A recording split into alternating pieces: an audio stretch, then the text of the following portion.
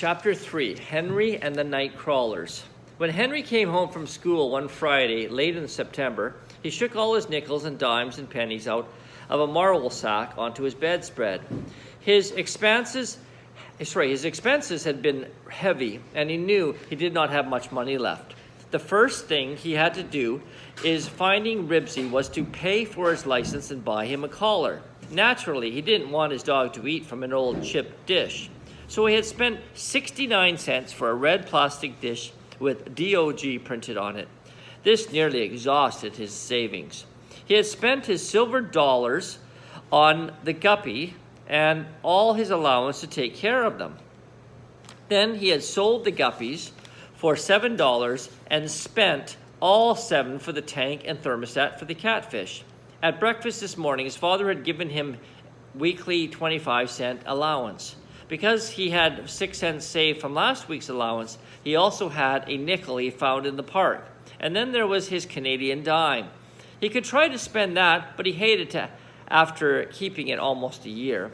He might want to start a coin collection sometime.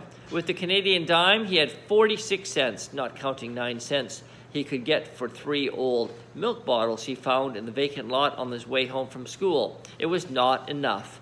Henry needed $13.95 plus 41 cents for tax. Henry needed all this money because he wanted to buy a football, a real football from a sporting goods store, not just a toy football from the department store. This time he wanted a genuine cowhide football stitched with nylon thread and laced with buckskin thongs. Every boy on Klickitat Street wanted one. As Henry looked at the money spread out on his bed, he heard someone calling, "Henry!" Henry went to the front door. There on the front porch stood Scooter McCarthy. Henry was surprised because Scooter didn't often come to play with him. He was a 5th grader and bigger than Henry. Henry even more surprised when he saw that Scooter was holding a real cowhide football stitched with nylon thread and laced with real buckskin thongs. "Hi, Scoot," said Henry. "Boy, oh boy, where'd you get that football?" "My grandmother sent it to me for my birthday," answered Scooter. "Your grandmother?" Henry could hardly believe it. "My grandmother sends me sweaters and socks." "My grandmother sends me Keen presents. Come out and see and we'll throw some passes to me." Scooter pounded the football with his fist and made a drum-like sound. Henry could hardly wait to touch the leather. When the boys, followed by Ribsy, went out to the sidewalk, Scooter ran up the street away and threw the ball back to Henry. It hit some branches that overhung the sidewalk, but Henry caught it anyway. The ball felt just right. It was big and solid and smelled of new leather. Henry lovingly ran his hands over its surface before he sent it sailing back to Scooter. The ball hit the branch again. "I know what," said Scooter.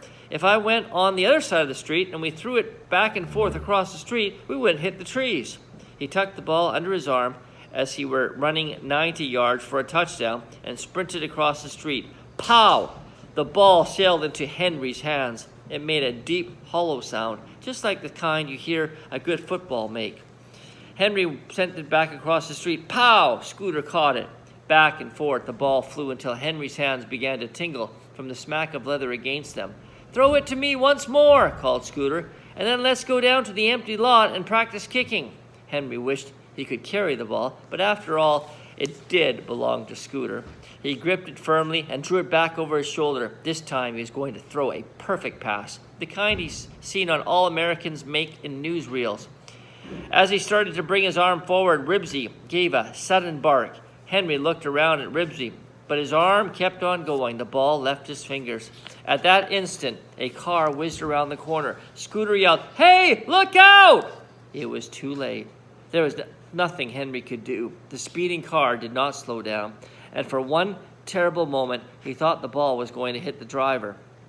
Instead, it sailed into the rear window, bounced against the closed window on the other side of the car, and then fell inside.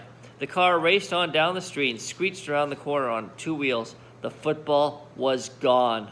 The boy stared after the car. Henry was so surprised. He stood there with his arm in the air. When finally remembering to bring it down, he was speechless. "My football!" exclaimed Scooter. He stopped looking down the street after the departed car. He looked at Henry. "My ball is in that car," he said accusingly. "Yeah, I guess it is." Henry was uncomfortable.